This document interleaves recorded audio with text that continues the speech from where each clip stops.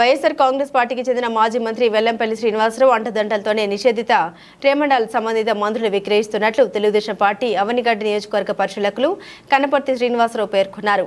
అవనిగడ్డలోని నియోజకవర్గ తెలుగుదేశం పార్టీ కార్యాలయంలో శనివారం సాయంత్రం ఏర్పాటు చేసిన విలేకరుల సమావేశంలో శ్రీనివాసరావు మాట్లాడారు.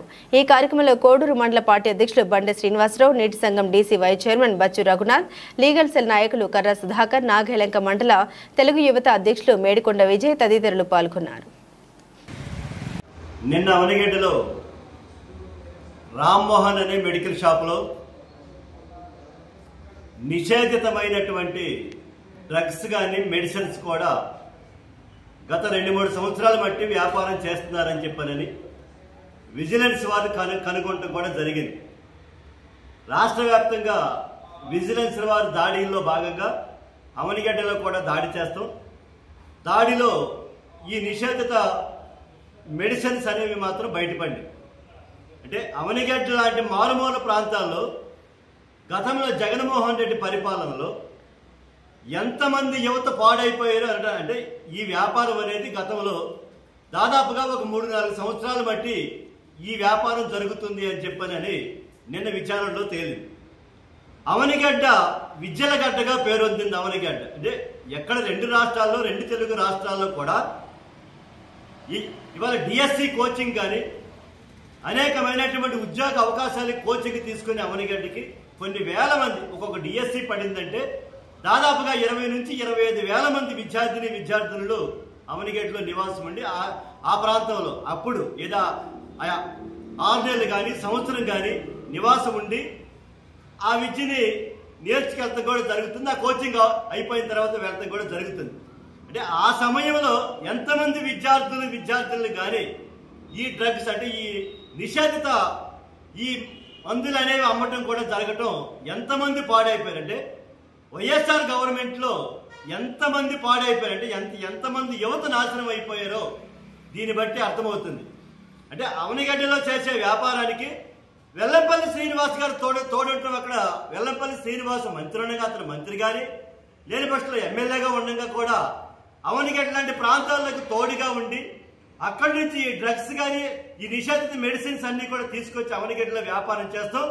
అవనిగడ్డలో అతన్ని మళ్ళీ తీసుకొచ్చి వెల్లంపల్లి శ్రీనివాసం తీసుకొచ్చి అవనిగడ్డలో ఒక భారీగా కొన్ని షాపులు ఓపెనింగ్ చేపిస్తాం. ఇక్కడ దేవాలయాల్లో కూడా తీసుకెళ్తాం కూడా జరిగింది. అంటే వెల్లంపల్లి శ్రీనివాస్ అండదండలతో ఇవన్నీ కూడా జరిగినాయి.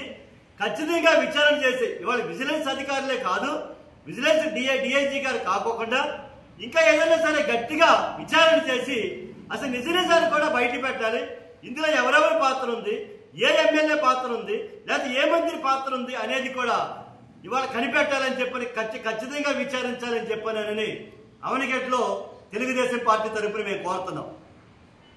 నిన్న మన అవనిగడ్డ గ్రామంలో భార్గవ మెడికల్ షాప్ అనే ఒక చిన్న షాపులో అతని పేరు, షాపు యజమాని పేరు వచ్చేటప్పటికి కొనకళ్ళ రామ్మోహన్, అతని సోదరుడు వచ్చేటప్పటికి కొనకళ్ళ విద్యాధర్రావు. ఇతను విజయవాడలోని మాజీ మంత్రి వెల్లంపల్లి శ్రీనివాసరావుకి ఈ సోదరులిద్దరూ అత్యంత సన్నిహితులు. గతంలో కూడా రామ్మోహన్ రావు గారి కోరిక మీద అవనిగడ్డలో పలు వ్యాపార సంస్థలు ప్రారంభించడానికి వెల్లంపల్లి శ్రీనివాసరావు వచ్చిన విషయం అందరికీ తెలిసిందే. మరి ఒక మేజర్ పంచాయతీలో గడచిన 3 సంవత్సరాల్లో 60,000 ట్రమెడాల్ టాబ్లెట్లు, నిషేధిత ట్రమెడాల్ టాబ్లెట్లు అమ్మటంతో పాటు 3,000 ఇంజెక్షన్స్ కూడా అమ్మాడంటే నిజంగా అవనిగడ్డలో అమ్మాడా, మరి ఇంకెక్కడ అమ్మాడో కూడా అదంతా విచారణలో తేలాలి. ఇది చాలా అత్యంత అమానవీయమైన సంఘటన. ఇది మనుషుల ప్రాణాలతో చెలగాటమాడాడు ఆ భార్గవ మెడికల్స్ అధినేత. మరి రాష్ట్ర డిఐజీ హరీష్ గుప్తా సూచనల మేరకు మా ఈగల్ టీం అధినేత ఐజీ రవికృష్ణ గారు మాటు వేసి నిన్న ఆ షాపులో తనిఖీ చేస్తే ఇంకా కూడా అతని దగ్గర నిషేధిత మందులు దొరికాయి. మరి అతని వెంటనే అరెస్ట్ చేయడం జరిగింది. మరి ఈరోజు రిమాండ్ పెట్టారని చెప్పి తెలుస్తూ ఉంది. నేను ఈ సందర్భంగా ఒకటే తెలియజేస్తున్నా, ఎవరైతే మందుల షాపు యజమాని కొనకళ్ళ రామ్మోహన్ అనే వ్యక్తి, అతని సోదరుడు కొనకళ్ళ విద్యాధర్రావు, ఇతను వెల్లంపల్లి శ్రీనివాసరావు ముఖ్య అనుచరుడు.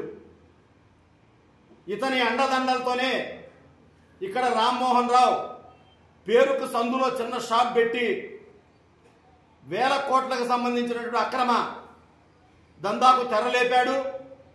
దీని వెనుక మంత్రి వెల్లంపల్లి హస్తం స్పష్టంగా ఉంది. మంత్రి అండదండలు లేనిది గత 5 సంవత్సరాల్లో గడచిన వైసీపీ పాలనలో ఇంకా విచ్చలవిడిగా అమ్మాడు. ఇది కేవలం వాళ్ళు చెప్పిన డ్రగ్ కంట్రోల్ డైరెక్టర్ గారు చెప్పిన వివరాల ప్రకారం వాళ్ళ దగ్గర కేవలం ఆ షాపులో 2 సంవత్సరాలు దొరికినాయి. 22, 23, 23, 24కి కేవలం 2.5 సంవత్సరాల్లోనే అతను 60,000 టాబ్లెట్లు అమ్మాడు. అతను ప్రశ్నిస్తే ఏమీ నోరు విప్పటం లేదు. పెద్దల పేర్లు ఎక్కడ చెప్పాల్సి వచ్చిందా అని చెప్పి అతన్ని ఇంట్రాగేషన్ చెయ్యాలి. ఖచ్చితంగా స్పెషల్ స్క్వాడ్ అతన్ని అరెస్ట్ చేయటమే కాదు, కస్టడీలో తీసుకుని విచారిస్తే దీని వెనక ఉన్నటువంటి పెద్ద తలకాయలు రావాలి. గతంలో జగన్మోహన్ రెడ్డి పాలనలో పిచ్చి మద్యాన్ని సరఫరా చేసి సామాన్యమైనటువంటి అతి సామాన్యమైన కూలీల ఆరోగ్యంతో చెలగాటమైనటువంటి వైకాపా ప్రభుత్వం నేడు మెడికల్ మాఫియా కూడా తెరలేపింది. మరి మనకిప్పటి వరకు కూడా ఒక ఐజీ గారి దృష్టిలో, రాష్ట్ర డీజీపీ గారి దృష్టిలో అవనగడ్డలో ఉన్న మెడికల్ షాప్లో ఇంత పెద్ద ఎత్తున నిషేధిత ప్రమాణాలను పట్టుకున్నారంటే మరి వైసీపీ హయాంలో దందా ఏ విధంగా జరిగిందో మనకు అర్థం కావటంలా. అత్యంత బాధాకరమైన విషయం ఏమిటంటే మరి ఇక్కడికి డిఎస్సి కోచింగ్కి పెట్టిన మారు పేరు మన అవనిగడ్డ. మరి వీళ్ళ దగ్గరికి ఈ 50,000, 60,000 టాబ్లెట్స్ కానివ్వండి, ఇంజెక్షన్స్ కానివ్వండి, ఎవరెవరు తీసుకున్నారనే దాని మీద ఖచ్చితమైనటువంటి విచారణ జరపాలి. ఈ డిఎస్సికి వచ్చిన పిల్లల్ని ఏమన్నా మాయ మాటలు చెప్పి వీళ్ళు ఏమన్నా వాళ్ళకి అమ్మారా, ఇంజెక్షన్స్ ఎవరికి అమ్మారు, ఇవన్నీ కూడా తేలాల్సిన అవసరం ఉంది. ఎందుకంటే ప్రజల ఆరోగ్యంతో కూడిన విషయం ఇది. ప్రజలకు మత్తు మందుల్లో దించి మీ డబ్బు కోసం మీరు ఈ విధంగా కక్కుర్తి పట్టడం చాలా దుర్మార్గమైన విషయం. మరి మీ నాయకుడు జగన్మోహన్ రెడ్డి కూడా గత 5 సంవత్సరాల్లో డిజిటల్ పేమెంట్ లేకుండా డైరెక్ట్గా డబ్బుతో పిచ్చి మద్యంతో వాళ్ళ ఆరోగ్యాన్ని నాశనం చేశాడు. ఇవాళ చూస్తే ఇక్కడ వెల్లంపల్లి శ్రీనివాసరావు అనుచరులు ఈ విధంగా చేస్తా ఉన్నారు.